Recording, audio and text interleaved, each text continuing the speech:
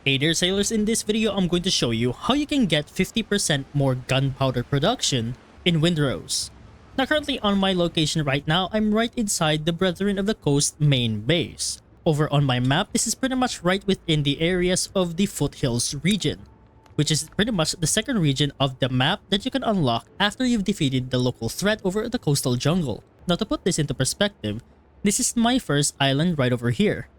And the locations of the other bases of the other factions, for example the smugglers, the buccaneers, are all the way here to the south. And even the people of Tortuga is over here to the south, except for Brethren of the Coast main base, which is over here all the way to the northeast of where my map is. Now why is this faction significant? Well, because there is a worker that you can hire called Mortar Joe over here. Once I press down E and check his details, one of his perks is Talented Powderman, which increases gunpowder production by 50%. And also a bonus of a personal quest, but it only comes at a future update on my current version right now. And you are going to need 500 piastre coins for you to hire him. So let me get those coins first, so I can show you. Alright, now that I have the coins, I'm going to hire him now.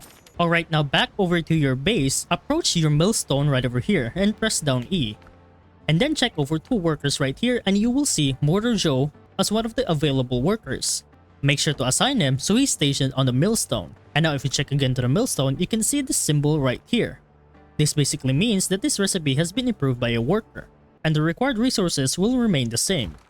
And once the gunpowder is finished crafting, you now have 15 pieces of gunpowder instead of the normal 10 that you can get. And that's pretty much about it on how to increase your gunpowder production by 50% in Windrose.